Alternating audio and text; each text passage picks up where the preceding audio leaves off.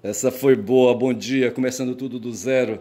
Estou exibindo aqui um livro de Noam Chomsky, vou ter que regravar tudo, certo? Porque não fiz aí, certo? Não deu toque no vermelhinho, sabe? E falei quase meia hora feito um otário, sabe? E não consegui porra nenhuma. Isso aqui é um livro de Noam Chomsky, Piratas e Imperadores, antigos e modernos, certo? Eu vou resgatar essa noção aí, sabe, de piratas, sabe? E de imperadores também, tá certo? Porque no fundo piratas e imperadores são os dois a mesma coisa, tá certo? Aí, vamos ver aí.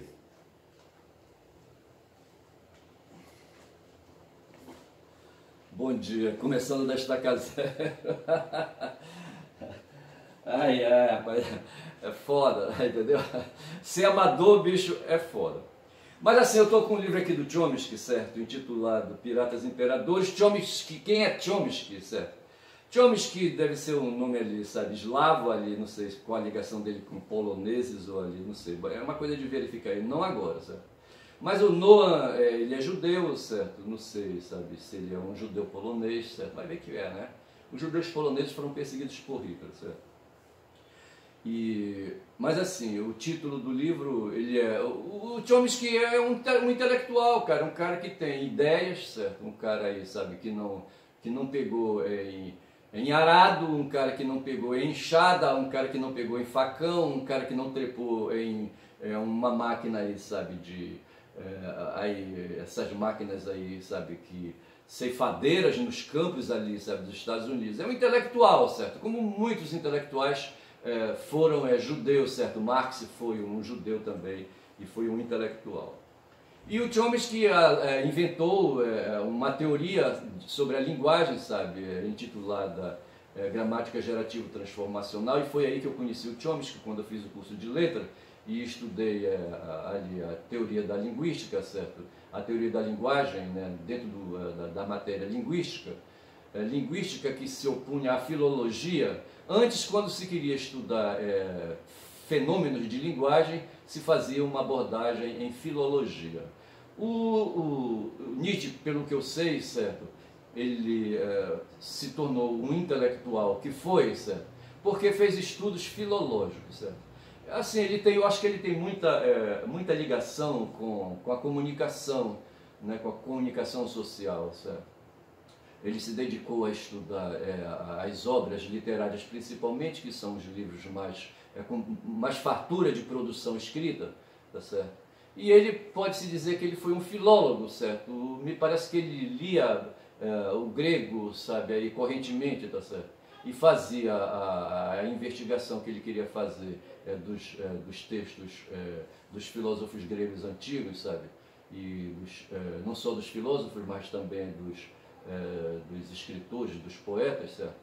Direto, bicho, ali, sabe, pegando os fragmentos que existiam, sabe, e fazendo ali a leitura. Estou falando de Nietzsche, certo? Que foi filólogo.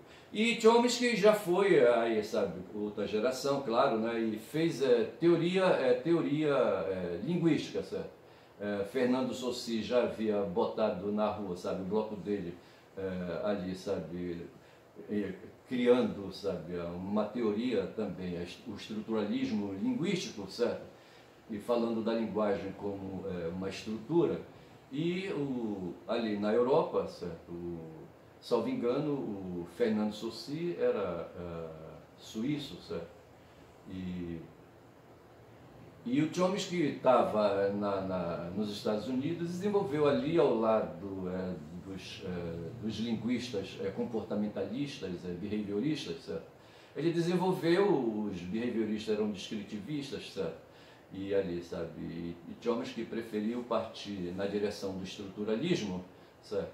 E desenvolveu a teoria chamada gramática gerativo-transformacional. Eu não sei qual a relação que tem esse texto, esse título, Gramática Gerativo-Transformacional, com o título do livro do Boaventura de Souza Santos, chamado também de Gramática do Tempo, entendeu? Que então dá a impressão de que a gramática do tempo seria uma nova linguagem para o nosso tempo, uma nova linguagem ética, certo? Porque a gente, de certa forma, a linguagem, de certa forma, ela pugna, sabe, por comportamentos assim, de orientação do comportamento humano na sociedade, tá certo? Então, quando se fala de gramática gerativa transformacional, estamos falando de uma teoria, e quando se fala de gramática do tempo, estamos falando de um termo sociológico que guarda, vai ver alguma relação com essa noção aí de linguagem também, tá certo? E assim, falando do Chomsky, por que eu estou com o Chomsky aqui na mão, certo? É porque ele fala de pirata e imperadores, mas eu queria falar, antes de falar de piratas e imperadores, ele vai falar do Alexandre aqui logo mais, e eu queria trazer alguns dados aqui, sabe, assim, para alimentar, né, o texto, certo, que eu estou montando agora aqui, tá certo? O Alexandre, falei, sabe, ele nasceu no reino da Macedônia. Havia, por exemplo, Atenas, que era um reino, havia Esparta, que era um reino, sabe, e outros tantos reinos aí, que eram cidades-estados, cada um com o seu rei, certo? E havia ali a Macedônia, certo, numa região também chamada Macedônia, o reino da Macedônia era uma cidade-reino, certo? E havia lá uma dinastia, sabe, aí chamada Argeada, entendeu? Argeada, qualquer coisa assim, certo? Depois eu vou ver onde é que vai esse acento. E Alexandre era um nobre, bicho, um cara aí, sabe, bem nascido, sabe, um cara de berço, entendeu? Aí, sabe. E para falar, isso aí vai tudo a ver com o que eu vou falar, sabe, porque ele estava no século IV a.C., mas 50 anos antes dele, sabe, 50 anos, que 50 anos, caralho? Quero dizer, 50 séculos, no século 5000, digo melhor, no ano 5000, certo? Então, 50 séculos antes de Cristo, certo? Havia ali, sabe, povos cansados de perambular, sabe, de causar barulho, com vozes e pés representando a humanidade aí no solo ali, sabe, do Entre Rios, na Mesopotâmia. Havia um povo chamado Sumério. Eles foram para ali porque a vida ali era mais fácil, creio eu, sabe, havia ali muita água, sabe, havia 2 rios, Tigre e Eufrates, certo, terra e abundância que eles estavam já cansados de perambular. E então começaram a plantar, sabe, selecionar sementes e plantar, e ao invés de ficar indo para a mata, sabe, caçar animais selvagens, eles preferiram domesticar esses animais, sabe, e criar ali fechado ali, sabe, ali em currais, entendeu? Ou então não é em campos mesmo, mas ali alimentando esses animais para que eles não ganhassem o mato de novo. E daí dessa tecnologia, sabe, aí, de criação e de criação e de agricultura, certo? Eles começaram a coletar alguns excedentes, tá certo? E aí é que entra Alexandre, tá certo? Alexandre é um cara que no tempo dele fazia apropriação de excedentes, como no tempo dos sumérios, os primeiros nobres lá que se destacaram, as primeiras lideranças, também começaram a separar e amealhar para si ali, sabe, a apropriação dos excedentes. É o que Chomsky vai falar num livro dele aí chamado Lucro. Os caras começaram a produzir trocas e tirar vantagens. Essas vantagens são os lucros. E hoje, no mundo de hoje que a gente vive, ou inclusive aqui no Brasil hoje ameaçado pelo Elon Musk, certo? Nós estamos ameaçados de filhos da puta que querem se apropriar de lucros. E no tempo do Alexandre, ele também se apropriava de lucros, certo? Ali, sabe? O pai dele era um guerreiro, filho da puta, o Felipe, sabe? E entrava numa cidade, reino, sabe? E ali, sabe? Pegava todos os tesouros do rei ali, que ele matava, que ele assassinava, entendeu? E levava para sua cidade, deixando para trás a obrigação ali, de quem ficava derrotado, de pagar imposto para onde eles mandavam lá, sabe? Fiscais ali, de tributo, cobrar esses impostos, tá certo? E eu estou falando aqui do Alexandre. Então Alexandre aparece nessa história e o Chomsky resolve contar, sabe? Uma história sobre Alexandre, tá certo? Diz assim, no prefácio do livro dele, certo? O livro dele é Piratas e Imperadores. Santo Agostinho conta a história de um pirata capturado por Alexandre, o Grande, que lhe perguntou: como você ousa molestar o mar? E como você ousa desafiar o mundo inteiro? Replicou o pirata. Hoje, por fazer isso apenas com um pequeno barco, sou chamado de ladrão. Mas você que o faz com uma marinha enorme é chamado de imperador. Aí Santo Agostinho continua. A resposta do pirata foi excelente, diz Santo Agostinho. Aí o Chomsky retoma. Essa história, essa resposta ilustra com certa exatidão as relações atuais. Chomsky está se referindo àquele momento ali, sabe, do final da década de 90 e começo da primeira década do século XX, do século XXI, certo? Ali, a partir de 2000. ela ilustra com certa exatidão as relações atuais entre Estados Unidos e vários outros atores no palco do terrorismo internacional. A Líbia, as facções da Organização para a Libertação da Palestina, OLP, e outros. A história de Santo Agostinho de Chomsky amplia e ajuda a esclarecer o significado do conceito de terrorismo internacional, conforme o uso moderno que se faz da expressão no Ocidente, lançando luz sobre os obscuros motivos das insuspeitas operações terroristas que estão sendo orquestradas atualmente com grande cinismo para dissimular a violência dos países do Ocidente. Eu estou falando isso aqui, lendo isso, que é muito oportuno e casa tranquilamente para ver o que está acontecendo hoje, sabe? Aqui no Brasil, sabe? Nós temos um terrorista aqui nos cercando, como tivemos um terrorista que foi derrotado e que foi presidente, certo? Esses caras que causam terror, que causam pavor, que causam medo na população, sabe? Desviando as atenções da ética civilizatória, sabe? Do que poderia ser melhor para todos nós, e pensando no próprio bolso, pensando em pirataria, tá certo? É isso que o Chomsky fala, tá certo? E então, avançando aqui, certo? Deixando o Chomsky de lado, tá certo? Mas lembro ainda, sabe, que essa história do terrorismo contemporâneo, sabe? Veja que há 20 anos atrás, quando a OLP estava em atuação, sabe? Quando ali o Bin Laden estava em atuação, quando houve em 2001, né, o atentado às Torres Gêmeas, sabe? Se falava de terrorismo. Agora o Hamas aí, sabe, que é ali um grupo resistente, uma facção resistente ali, sabe, contra o sionismo ali na Palestina, foram chamados de terroristas também, mas eles são resistentes, bicho, sabe? São facções, são grupos de pessoas que estão ali fazendo, ali, sabe, aqueles atos de violência, mas em nome de uma causa, certo? Que é a causa do povo deles. 1, 2, 3, 4. Estou abrindo aqui meu celular, certo? Que eu quero pegar um texto aqui, sabe, que fala de uma outra questão.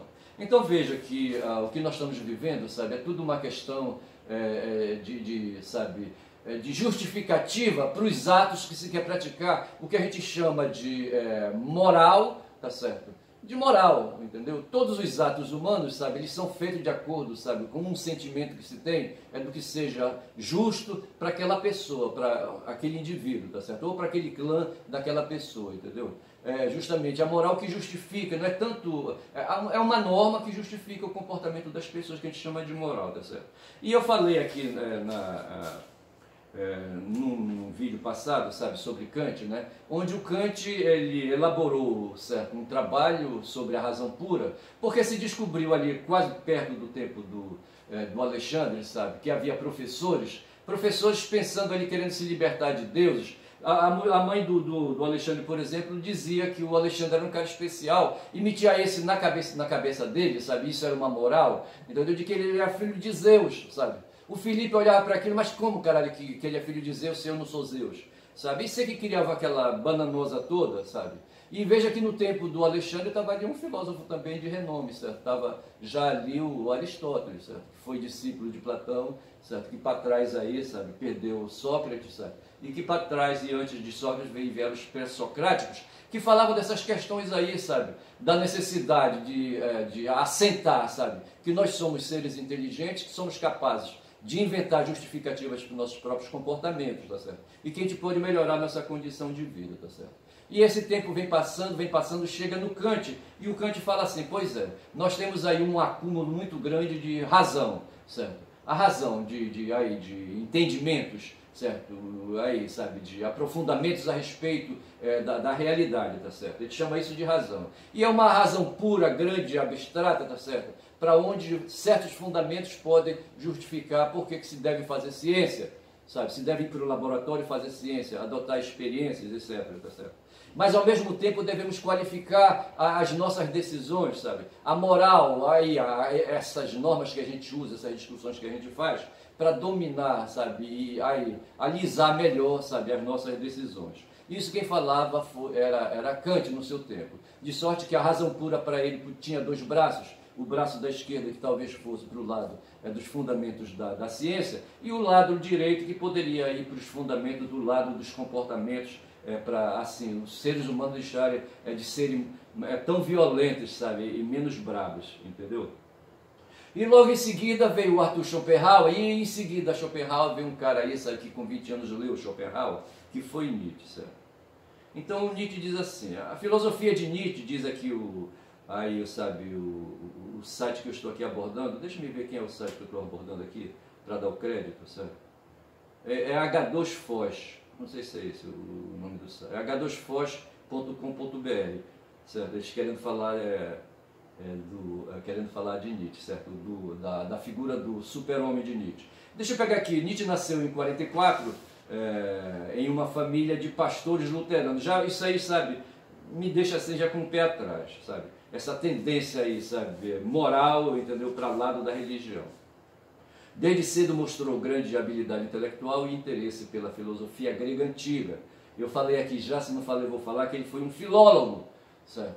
Um filólogo. Antes de, assim, quando se queria fazer investidas na área da linguagem, certo? Se estudava a filologia e se buscava os textos literários, os textos poéticos, os textos da literatura, certo? E ali, sabe? E se ia também mais atrás, se ia buscar, por exemplo, ali, sabe, a produção intelectual dos gregos nos fragmentos que restavam, tá certo?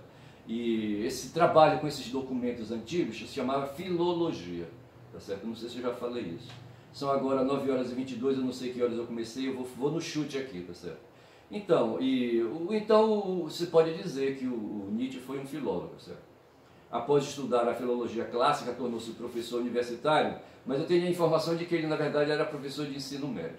Mas logo abandonou a carreira acadêmica devido ao conflito com as autoridades e problemas de saúde. O pensamento dele era um pensamento muito duro, sabe, muito agudo, sabe, e aí, sabe, acharam que talvez para ser professor naquelas instituições, sabe, ele não dava muito não. A vida de Nietzsche foi marcada por períodos de solidão e sofrimento agravados pela deterioração da sua saúde mental. Em 1889, ele foi um cara do século XIX, certo? Aos 44 anos teve um colapso mental que o deixou incapacitado pelo resto da vida, certo? Mas foi o momento em que ele escreveu as suas obras mais famosas, assim falou, Zaratustra e Ecce Homo. Aí aqui só o que importa agora para nós aqui. A filosofia de Nietzsche é frequentemente associada a conceitos como vontade de poder. Esse conceito aí era de Arthur Schopenhauer, certo? Super-homem e transvaloração de todos os valores. Ele criticou duramente a moral tradicional ocidental, veja que aí, ó, nós topamos já com Kant, né? E Kant, já falei que um dos braços da razão pura de Kant era a moral, certo? E ele, Nietzsche, criticava duramente a moral tradicional ocidental, que deveria ser esse material que o Kant trabalhava, certo? Argumentando que ela era baseada em conceitos ultrapassados e contraproducentes, com a ideia de pecado e culpa. Veja que esse cara nasceu num berço luterano, e o Kant também, sabe, nasceu aí num campo, aí não sei se a família dele também era luterana, mas ele era protestante, ou a família dele foi protestante.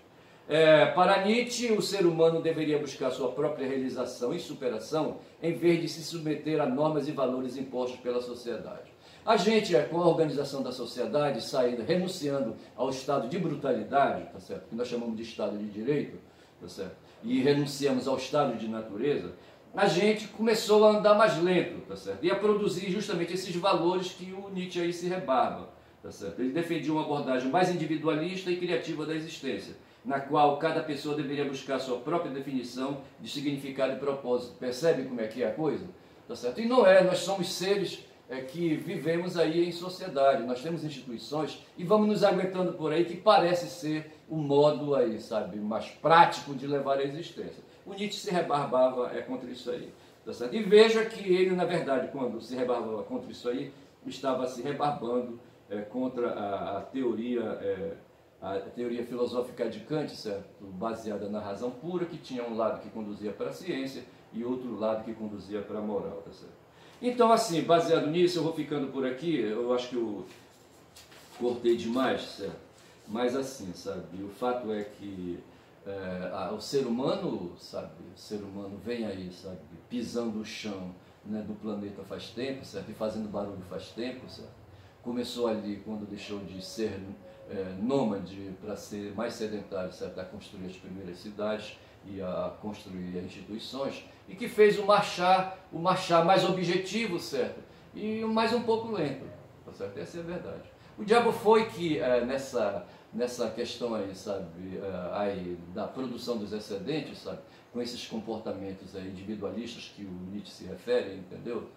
Né? Quando ele estimula, inclusive, as pessoas aí, sabe, a serem mais determinadas, a exercer mais a vontade, entendeu? A vontade que é controlada pelo pensamento, pela razão, que diz assim, vai devagar, rapaz, devagar com o andor que o santo é de barro, tá certo? E dessa forma o que nós temos hoje, e resgate-se um pouco aí a ideia original que eu coloquei, sabe, de Piratas e Imperadores, quando eu trouxe o livro de Chomsky para cá, sabe, eu creio que o tempo que nós vivemos hoje é tempo de pirataria, tá certo? Os empresários aí, sabe, desde o começo, sabe, essa história de se apropriar de excedente, sabe, de querer a alcatra, de querer, sabe, o filé, sabe, como faz o leão, sabe, de querer a picanha, entendeu? Quando ali ele está diante, né, de uma carcaça de um animal que a fêmea bateu, que a leoa bateu, entendeu? E ele sai, dá um chega para lá nela e começa a comer. Esse comportamento egoísta, individualista, sabe, é que faz aí o que nós chamamos hoje de apropriação dos excedentes, que são atos de pirataria. A história de Alexandre o Pirata, certo, mostra isso. Um pirata sacana, certo, com seu barco aí, que fazia ataques aí, sabe, a barcos que levavam produtos comerciais para cima e para baixo ali no Mediterrâneo, vai ver, certo. E o Alexandre, acusado pelo pirata mesquinho, certo, que diz assim, mas o senhor, com seus exércitos, com seus navios aí, também faz pirataria, certo, atacando países, etc. e tal. Essa prática não mudou, há uma moralidade aí que justifica o ato dessa nobreza pirata aí, sabe, que está hoje aqui. Hoje nós temos um piratão escroto chamado Elon Musk, sabe, cercando a gente aqui, sabe, querendo se apropriar das riquezas do país. Fez trabalho, elegeu Milei, sabe, atuou ali na Bolívia, sabe, tudo de olho ali, sabe, no lítio que tem ali a Bolívia, que tem a Argentina, sabe. O fato é que esse pirata escroto chamado Elon Musk está nos cercando. A família dele é uma família de nobre, como foi a família do Alexandre, tá certo? E esses nobres, rapaz, que são os empresários de hoje, sabe, os empresários que são aí, sabe, os chamados imperadores do nosso tempo, como fala aí, sabe, o Chomsky, sabe? Esses caras querem pegar os excedentes, bicho, querem pegar os excedentes, sabe? E nós temos pessoas como o Alexandre de Moraes aí, sabe, e com o esforço que cada um de nós faz aí, sabe, não aprovando essa luta, essa pirataria desgraçada que esse cara pratica aí contra nós, sabe? A gente está resistindo e vamos continuar resistindo, mesmo que nos chame de terrorista. Tá certo, então, vou parando por aqui. Meu nome é Ernest, o canal é Quem Fala Muito da Bom Dia Cavalo, falei pra caralho, inventei, sabe, discorri, sabe, improvisei, fiz digressões, entendeu? Para chegar, sabe, a dizer aí essas coisas que eu disse e dizer, sabe, que eu vou chamar esse vídeo de pirata a raia graúda, certo? E qualquer coisa assim, tá certo? Eu vou melhorar aí, mas eu vou fazer referência a isso para dizer que hoje todos nós, sabe, somos vítimas de piratas escrotos. Bom dia, valeu!